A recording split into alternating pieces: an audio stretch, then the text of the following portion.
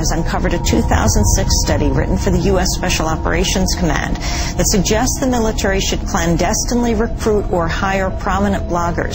The report stated, quote, hiring a block of bloggers to verbally attack a specific person or promote a specific message may be worth considering. The report also suggested the Pentagon hack blogs that promote messages that are antithetical to U.S. interests.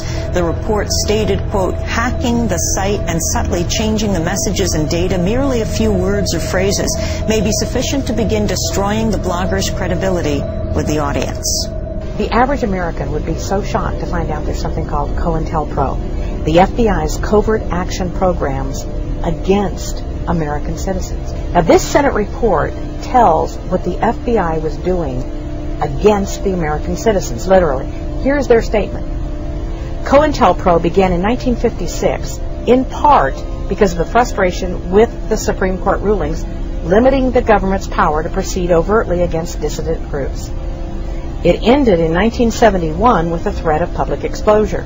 The Bureau conducted, their terms, a sophisticated vigilante operation aimed squarely at preventing the exercise of First Amendment rights of speech and association.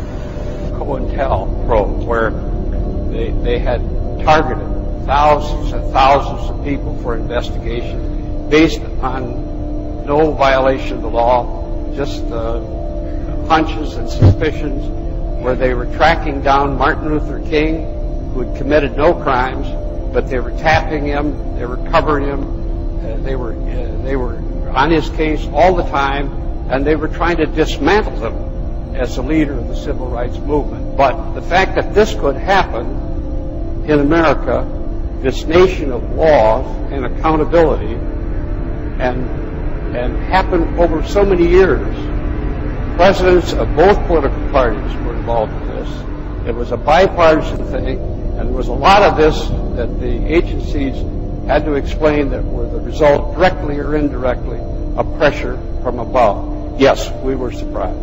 The FBI set out to neutralize the Black Panther Party any way they could. Cointelpro was doing its mischief in attempting to pit the two organizations against each other. It got to the points where there was clearly almost a state of war that was existing between the two organizations. The FBI had created this tension, but you had these two groups that, when they saw each other on the street, it was just a natural confrontation. Correspondence propaganda between the two, telling one that the other one was doing something that wasn't appropriate. Well, I felt pretty bad because most of it was really crap. It was a waste of time. We destroyed a lot of lives, and I always deny that, but New York City Police Department had infiltrated the Panther 21, and the highly publicized, highly touted trial of 21 members of the Panther Party for allegedly plotting to blow up department stores turned out to be a total hype, entire harassment, entrapment by the FBI, where it was revealed that FBI agents had infiltrated the Panthers, and the people behind any ideas of a plot to blow up anything were all government agents. It's been revealed that incendiary blogger and radio host Hal Turner was an FBI informant and agent provocateur. Turner is being charged with making death threats against Connecticut legislators and Illinois judges, and he has to claim that his actions were legal because he did the same when employed by the FBI. Prosecutors have acknowledged that Turner was an informant who spied on radical right-wing organizations. But Turner went much further than spying. He also called for former Congresswoman Cynthia McKinney to be lynched. McKinney responded to the news saying, quote, "It has just now come to my attention that a journalist who suggested that I be lynched was actually being paid by our own government to say that. Now, when I reported it to the FBI, how in the world was I to know that he was at that time on the FBI's payroll?" A prominent Austin-based activist named Brandon Darby has revealed he worked as an FBI informant in the 18 months leading up to the Republican convention. Brandon was obviously living a double life, so the discord and aggression and violence and abuse are real. I experienced it personally. But we know that he has showed up at every important organization in this area. He has showed up in the immigrant rights organizations, in the refugee organizations, in the prison organizations, in the anti-war organizations.